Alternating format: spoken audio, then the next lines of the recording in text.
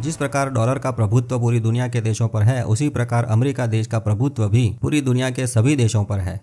वहाँ अमेरिका में जो हो रहा होता है, मतलब वहाँ की सरकार जो निर्णय लेती है, उसका असर हमारे देश पर पड़ता है, हमारे जीवन पर पड़ता है, हमारे एक महीने के बजट पर पड़ता है। तो इस प्रकार हमारे घर में कहीं ना कहीं अमेरिका के प्रेसिडेंट के निर्णयों का असर जरूर पड़ता है, जिसे हम नज़रअंदाज नहीं कर सकते। हम रोज सुबह उठकर पूरे दिन जितनी भी चीज़ वस्तुओं का उपयोग करते हैं, जितनी भी कंपनियों की सर्विसेज का उपयोग करते हैं, वो सब कुछ डॉलर से जुड़ा हुआ होता है। इसलिए डॉलर का भाव बढ़ने पर या कम होने पर इन सब के भाव बढ़ते हैं या कम होते हैं। बात यहाँ पर यह नहीं है कि डॉलर का रेट कितना है। सोचने वाली बात यह है कि इन सब का कंट्रोल जो है वो डॉलर के पास है, अमेरिका के पास है। इसलिए अमेरिका खास है। तो करना क्या है, क्या कर सकते हैं? इसका जवाब बहुत लंबा हो सकता है, परंतु इसको एक उदाहरण से कहें तो बहते पानी के साथ चलेंगे तो आसानी रहती है, और पानी के बहाव के विपरीत उल्टी दिशा में चलेंगे तो जोर लगाना पड़ेगा, शक्ति खर्च करनी पड़ेगी। जिनको जीवन में घर्षण नहीं करना है, आनंद से बहते रहना है, वो तो समय के साथ आगे बढ़ते रहेंगे। एक और तरीके से सोचें तो पृथ्वी के सभी 200 कंट्रीज जो है वो 200 व्यक्तियों की तरह है, जो एक दूसरे पर निर्भर है।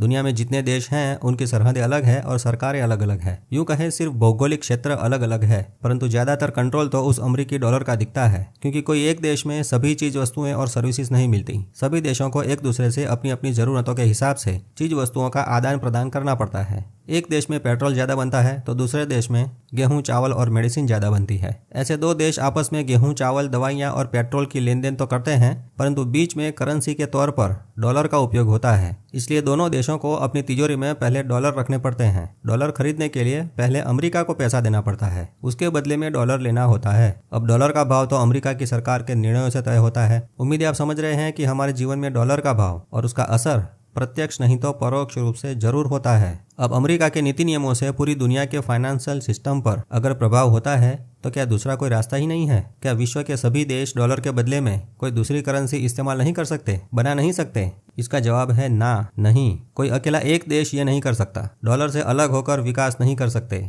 मतलब सभी देश मिलकर नई ग्लोबल करेंसी एक रात में नहीं बना सकते, टाइम लगता है। तब तक हम आम इंसानों का क्या? इसलिए अमेरिका की सरकार समय समय पर क्या निर्णय लेती है उस पर नजर रखना जरूरी है। कौन सी टेक्नोलॉजी लेकर किस दिशा में वो देश आगे बढ़ता है और उसके लिए क्या क्या तैयारियां वो करता है, उस पर भी नजर रखनी जरूरी है। अब वो आपको कैसे पता चलेगा? तो भाई अमेरिका के प्रेसिडेंट साहब ट्विटर पर जो ट्वीट करते हैं उसका आकलन करना जरूरी होता है। अभी कुछ दिन पहले अमेरिका के राष्ट्रपति जी ने कहा कि अमेरिका में बाहर के देशों की चीज वस्तुओं पर भारी टैक्स लगेगा, तो इससे शेयर बाजार गिरा। और थोड़े दिन बाद कहा कि अमेरिका अब अपनी तिजोरी में क्रिप्टो को स्थान देगा, तो क्रिप्टो मार्केट में क्रिप्टो के भाव बढ़े। एक और खबर यह भी है कि 7 मार्च को अमेरिका एक क्रिप्टो करेंसी की मीटिंग करने जा रहा है, जिसमें अमेरिका की क्रिप्टो कंपनियों के सीईओ को बुलाया है। भाई सरकार ने बुलाया है तो सिर्फ चाय कॉफी पीने थोड़ी बुलाया होगा। अच्छे फंडामेंटली स्ट्रॉन्ग क्रिप्टो को जानकर अमेरिका की सरकार कौन से क्रिप्टो का कहाँ और कैसे उपयोग कर सकती है वो तय करना है। कौन से क्रिप्टो को अपनी फाइनेंस सिस्टम में एंट्री करवानी है,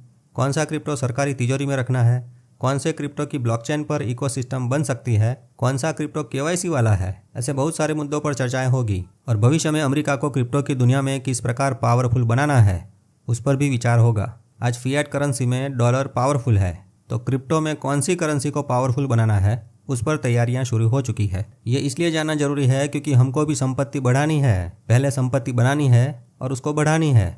संपत्ति किसी भी स्वरूप में क्यों ना हो, सबका उद्देश्य उसको बढ़ाना ही होता है। फिर चाहे उस संपत्ति के दाम बढ़े या फिर वो संपत्ति खुद बढ़ती रहे। लक्ष्मी जी का स्वरूप भले कौन सा भी हो, जरूरी ये है कि आपके पास जीवन भर वो संपत्ति पर्याप्त मात्रा में होनी चाहिए और उसकी मात्रा बढ़ती रहनी चाहिए। इसलिए लक्ष्मी के अलग अलग स्वरूपों को पहचानना सीखना होगा। डॉलर, रुपये, सोना, चांदी और अब तो क्रिप्टो करेंसियाँ भी लक्ष्मी का ही स्वरूप है। अमेरिका जो है वो bitcoin, Ethereum, XRP, Solana, Cardano और अल्गोरांड जैसी क्रिप्टो करेंसियों को अपनी तिजोरी में रखने का सोच रहा है, ताकि भविष्य में वो काम में आए और उसी से पूरे जगत पर कंट्रोल रख सकें। ज़्यादातर सभी क्रिप्टो करेंसियों का कंसेप्ट डिसेंट्रलाइजेशन का होता है, जिसमें बिटकॉइन, इथेरियम, XRP, सोलाना और पाई नेटवर्क भी आ गया। परंतु जिसके पास ज़्यादा मात्रा में ये करेंसियाँ होगी उसका कंट्रोल भी ज़्यादा रहेगा। कुछ क्रिप्टो कॉइन्स पहले से माइन हो चुके हैं, जिसको शुरुआत में ICO, TGE या VC प्रोसेस करके लोगों ने खरीद लिए हैं। तो दूसरी तरफ पाई जैसी करेंसियां अभी भी फ्री में माइन कर सकते हैं।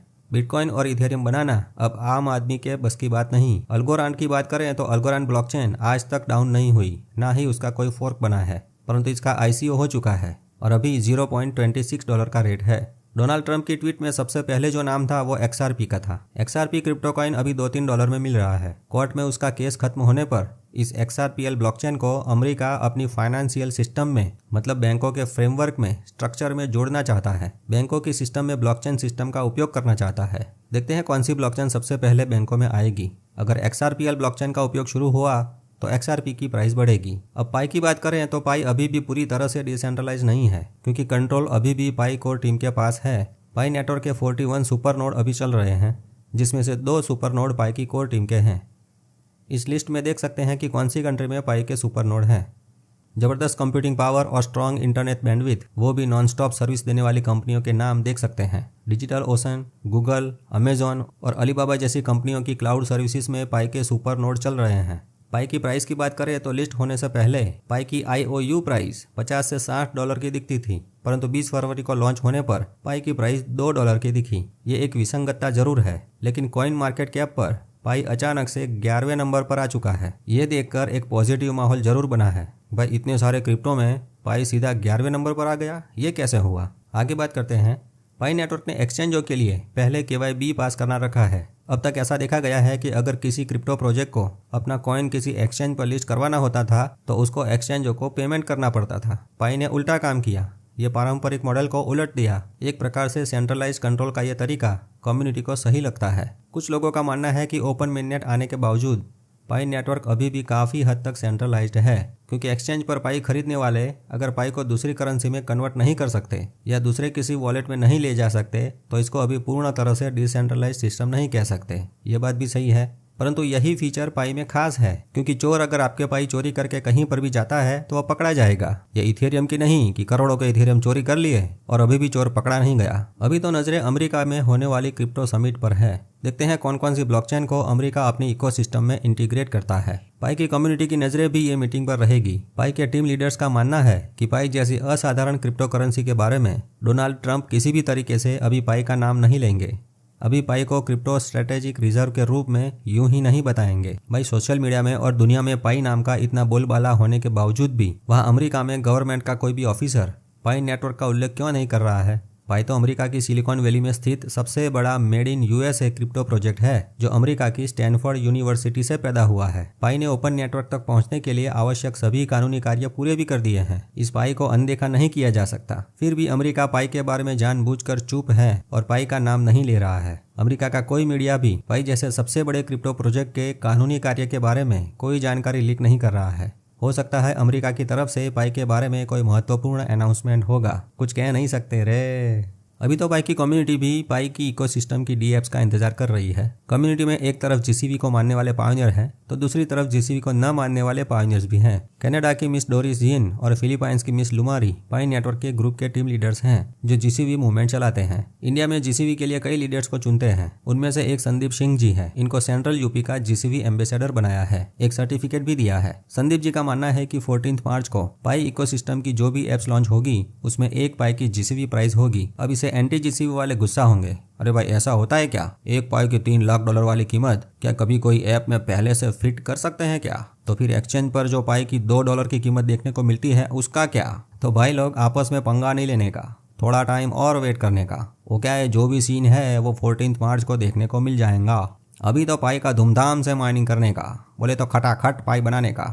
पाई डे दुनिया के लिए कुछ खास चीज की शुरुआत करने जा रहा है जो पहले कभी नहीं देखा गया। ये वो दिन है जिससे पाई के पायोनियर्स दुनिया के बाकी लोगों से बहुत आगे निकल जाएंगे। एक मस्त अपडेट ये भी है कि जिप्टो वालों ने अपनी ऐप में पाई वॉलेट का इंटीग्रेशन कर दिया है। सब टेस्टिंग हो चुका है, सिर्फ पाई की टीम की तरफ से अप्रूवल बाकी है। पाई की टीम जिप्टो के लिए पाई के दरवाजे खोलती है, पाई नेटवर्क में बनाए हुए जिप्टो के वॉलेट को अप्रूवल देती है, तो जिप्टो ऐप से पाई का उपयोग करके सीधा बिल पेमेंट और मोबाइल रिचार्ज कर सकेंगे।